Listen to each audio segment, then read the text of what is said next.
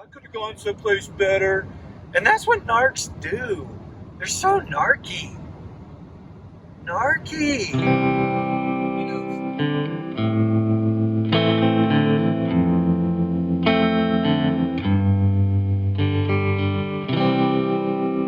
Chad, we're talking about how there are certain places that are just so beautiful to you, and how a narcissist can just ruin it. I think you've ruined this trip for me, just saying. awesome. But what do you think about that, Chad? Like, have you ever had the experience of some place that you really enjoyed, and then someone in your life, they were so abusive or irritating that they just ruined it for you? I do have spots that I enjoy, or I have like a bakery, a favorite bakery I enjoy, and that narcissist hates it only because it's something I really love. Because you love it. Exactly. Yeah, and you never hear the end of it. You never hear how horrible the place it is, or how boring it is, or how the taste of the food is so horrible, you know, and it's the complete opposite of what I've known it to be my whole life, or all the times I've ever visited it. And I go to great lengths to make sure I get to experience it as much as possible, or get to go see it, or go to that, you know, bakery or restaurant and eat it, you know, and it's all ruined. I remember when that happened to me too. There was this one restaurant I went to, and it was a little bit far away, and I went with someone. I bragged about it because I just loved it. I thought they did an excellent job. And we were driving near that town and said, you know what, let's stop into that restaurant. And the narc was just like, at the end, he was sort of mad that he had to go, that he had to eat that food. Right? He could not admit it was good. It was terrible. He could have done better. That's so funny you brought that up. I've heard that so many times. I could do that better. I could do that better. Mine's better than that, or my mom's better than that. Oh, my grandmother made better than that. It's always a competition, isn't it? Always. You can't stop and enjoy other people's good work. It's so self-centered and selfish. Mm-hmm. You know, but I've been in beautiful places that I thought, this is where I'd want to be forever. And I remember having an experience where a narc just made it so I looked at it and I couldn't even see the beauty in it anymore. All this, just driving right now, is just beautiful. I mean, just amazing how we go around this hill and we're coming up on this next one.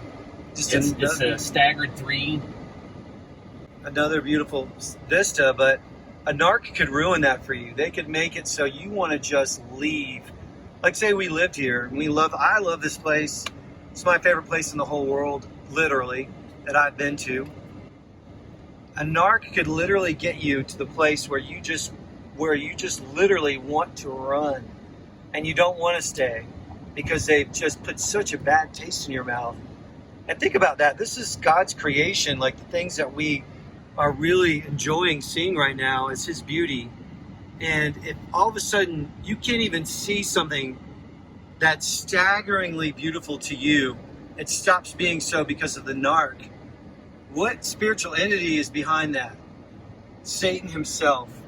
Satan wants to take the beauty out of God's creation for you and make you think, oh, this is blah, oh, this is terrible. Or just out of whatever food it was that you were talking about that you enjoyed. Mm-hmm. That God had made all the ingredients for it. And whatever narc was in your life destroyed it for you. That's right. I even think about, as you share that, was they do that with just about anything you love.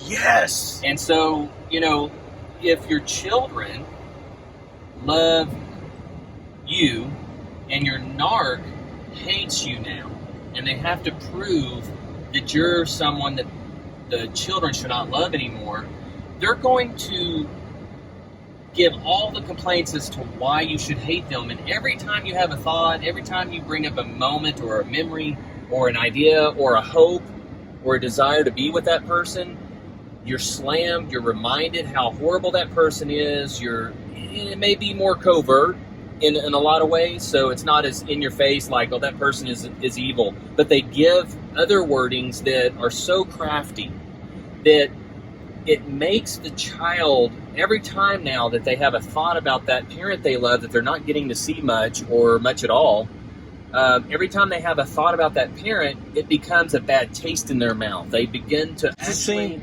despise and hate that parent for the same tactics that they use with the restaurant, the food, the favorite, location that you like to go, or the favorite vacation or beauty, the beach, the whatever. It is literally a God alienation on every front, because this is all God's creation here, or other places that have been ruined for me were God's creation that I enjoyed looking at, and then it was a type of alienation from His creation. I have an actual story. So, my son thought that Galveston County was disgusting. It was dirty. It was awful. It was nothing of any value. And he didn't even want to go with me. He wanted to just stay home, boring place, doing nothing, playing video games maybe. I talked him into it and said, son, trust me, it's going to be fun. We'll even do some fishing. He loves fishing. So we go, and we go to the beach multiple times. And those waves were actually kicking. So Galveston, sometimes the waves can be a little weak. But that day, that week that we went for our spring break, I think it was, spring break vacation, he loved it. I couldn't get him away from the beach. And he said, so-and-so told me this place was horrible. She lied. Lied. Because she was so snobby that she couldn't, in demeaning of anything that she didn't find or that wasn't her own place, own selfish place. It's because I always wanted to go to that and place. Because you liked it. I that was liked primarily why. I grew up around Galveston, lived in the county. I went there all the time, had fond memories of it.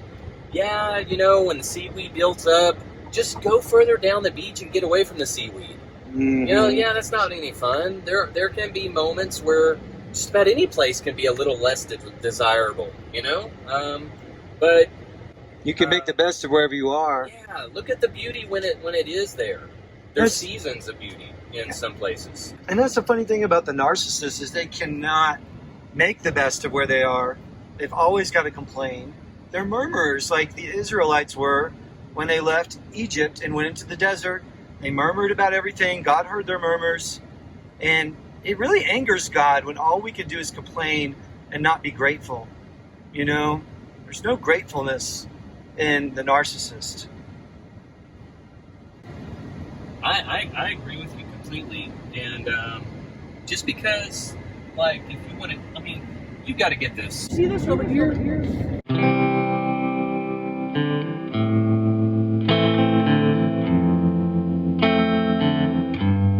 So maybe it's not your favorite place, but it doesn't mean it has to be the most worst place.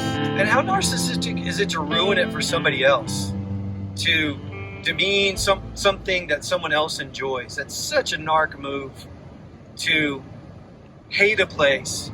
Look, this place is beautiful to you, but there's a different type of terrain that's more beautiful to you than this is to me. I enjoy this place probably more than you, right? Would you say? If I think this is a 10, which I do, you would probably say it's a 7, right? Or 8. It's up there, buddy. It's up there. An 8 or 9. An 8 or 9. Uh-huh. But I'm full-blown 10.5, right? But you have not, sat here and been I've been, gushing about this place. This is so beautiful. And maybe you haven't agreed, but you haven't said anything to be yeah, Doug, this isn't that great. Wish you hadn't, wanted to come here. I had to drive 7 hours. You could have done all that kind of stuff. I could have gone someplace better. And that's what narcs do. They're so narky. Narky.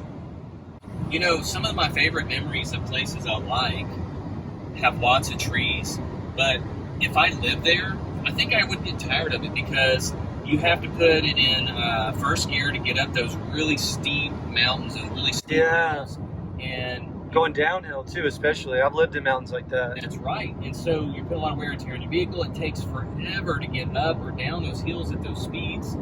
And if you actually live there, you might actually start to get a little tired of it. That's the really cool part about this place is that all the roads are in the valleys. They're super flat. We're barely going up or down, traveling from town to town, and the mountains are around us. That's a good point. I hadn't thought about. It is easy to get around this mountainous area, for sure. I also like the elevation where we are is about a mile high, and I really like thinner air.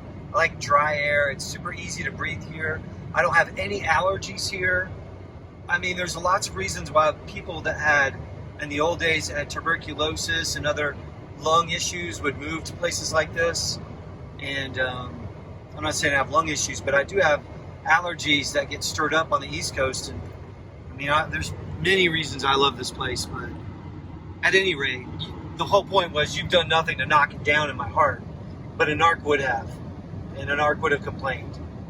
So, Right, a narc would make it miserable at some level, if not 20, 30%, maybe 50 to 80% of the time. Some might even make it a complete miserable trip, just a 90 to 100% complete failure. Nothing was good, no food was good, no restaurant was good, no moment was good. It was just complete failure. they can never be satisfied. Never be satisfied. The narc can never be satisfied, not even with wonderful things like this. Chad mentioned that narcissists will ruin for you places that you want to go without ever allowing you to go there. They'll actually stop you from going to places you love. Right. So it's not their ideal place. It's something you remember that you love, you really want to go. And you might be married to this person. This might be a spouse. And you might be married to them for 15, 17 years. And you're always talking about this place or that place. And you just want to go back. You went as a kid. You loved it. You enjoyed it. You might have relatives there. And you say, you know what? I want my kids to experience these same things. I want to go pick those blackberries or those blueberries there at my great-grandmother's house. You know, that's probably still there with that old tractor that I'm sure my uncle would let my children ride on and take pictures of them. And we could put it in a frame next to my picture of me riding on a tractor on his lap when I was young. Guys, look, there's your local Masonic Lodge. I just get that in there. Every small town has one. Go ahead. And so basically, you know, those trips were completely forbidden. And if I actually were to force it and make it happen, it would be 100% failure. At every moment, you would hear nothing but complaints. Nagging and complaining. Nagging. Oh, yeah. It'd be a horrible trip. You pretty much just have to leave on your own, or if you want to bring kids, figure out a way to get the kids to go with you without a narc. Wow. Gosh, that's so true. They just destroy all things good in your life. I'm not even saying that all narcs actually know what they're up to, but their demons in them do. Their demons are smarter than the narc. A lot of times the narc is just really dumb as a box of rocks. But they're clever to do evil, and that's because they're demonized completely, and their demons are clever to do evil. And so now we're talking about how narcs do things to ruin things for others due to fear and paranoia and delusion that they have, like especially even things that are normal that people do, that they create this level of fear, especially with their kids, that they can't do it, and they put a spirit of fear on their kids too. I can think of a couple before you get started. Like, I had one friend in my past that I liked riding horses and I liked snow skiing.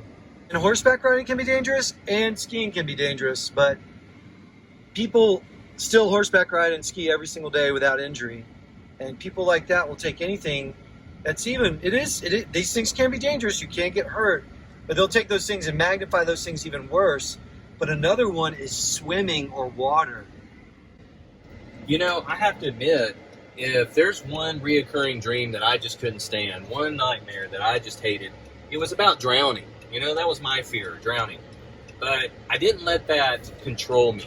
And so many times I wanted to take my children out on boats. I wanted to get a boat. I didn't even care if it was a pontoon boat at that point. Anything would do, anything that was safe. I wanted to take my kids out on a ski boat. I wanted them to experience water skiing. Yeah, it's so fun. I love skiing. Yeah, I had amazing memories. I loved doing it. I wanted a jet ski. I wanted all kinds of fun toys for the water. Loved going to lakes or water things. But because of the fear of water, our children were not allowed to go and experience these wonderful things in their lives with their father. And it was ruined. It was ruined.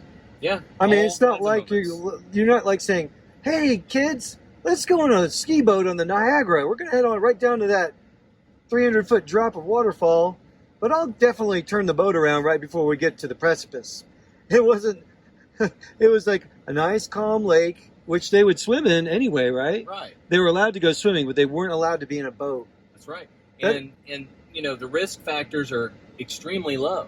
You know, Oh it my could goodness. be just about the calmest things. It could be a boat to go fishing on. You know, Even a little canoe on a pond with a little trolling motor would be too dangerous. and you practice safety. You have, you know, vest, and the children are great swimmers, and you know, you take all the precautions necessary, and you're gonna be safe. You know, why can't we go on a boat? Because that's what you loved, Chad, and she wanted to ruin anything that would create a bond, a further bond with your children. She had to ruin it. That's right. That's what it was all about. Oh my gosh, narcs are so evil. So this video is entitled "How Narcs Ruin Everything," and especially things that they can cause to be perceived as dangerous. How narcs ruin activities that they can superimpose danger to. For instance, I thought whitewater rafting could be a little dangerous or risky for children. You know? Absolutely. And so, even though I would like to do it in my teenage years, I don't think I could put my children in one because it is dangerous. There's an element where they could get bounced out, hit a rock, and die. Right. I didn't want that burden on me. I didn't want to risk that for my children. That's never something I've ever suggested concerning boat and water. Yeah. It was always a safe, very safe idea. Let's that I go had. skiing, kneeboarding, let's go fishing, things that families do every single day. I guess all the people with boats in their yards have experienced a death because everybody that goes out fishing is going to die. I know relatives, I know friends who lived on boats and water, fun, skiing, you know, doing activities on a regular basis every summer. They lived on a lake, you know, so it was like after school they got out on the boat. I mean, all the activity that they spent their whole life, the endless hours, even some of them to a point where, you know, where some people might learn how to do skateboarding tricks or a little BMX bike trick.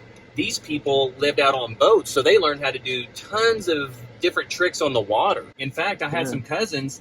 There was this kind of like a metal disc. Go ahead.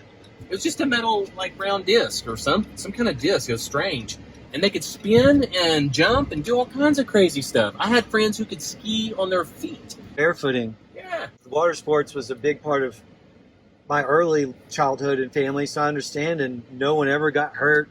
I got slammed into the water falling off a ski, but You can get hurt. I never got hurt by getting slammed off a ski. Hey, you might even break an arm or a finger. Something might happen. I have a friend, they went scuba diving for years, and she was feeding shark or whatever, and the shark Stick her finger. Yeah, it bit her finger instead of the hot dog or whatever she was feeding that shark. But I mean, things happen. But you were taking your kids to swim with sharks. You just wanted to go fishing or water sports. That's right. And it's just crazy. Like, I could see a wife or mother getting a little nervous about swimming with sharks. That's one thing. But to really equate fishing or any kind of boating, like normal recreational boating, with that is what she did. Yeah. And she exacerbated it, and she magnified it to a point where she made it way worse. Like, every time you would go out on the boat would be like, you're getting on the Titanic, it's going to sink and you're going to die. When you were like in just a lake where normally you're close enough to shore, your good swimming kids could make it to shore probably. So this is one story, right? We all have stories. So why is it that a narc puts their fears onto everyone else? Right. And forces everyone else to abide by their fears and everyone else to live by their fears and their rules. And that's where they control the most. When they are expressing a fear, even though the fear itself could be a lie, like it was in the case what you're talking about. Well, anyway, we've had a great time on this trip, and want to take you guys on a little drive with us. I hope the car noise wasn't too much, and you could hear us talk about how narcs can ruin even the places you think are the best, relationships, everything else, because of their jealousy, their envy, and their hatred of anything you love. You guys already know this. I'm not saying anything groundbreaking here, but we were thinking about it, thought we'd get it out there. Chad, thanks for joining us again. Ooh, I had you two zoomed in. It's a good thing it's dark in the car, else we'd have seen all your pimples. Uh-oh. Boogers up the nose. Yeah, exactly. Later, guys.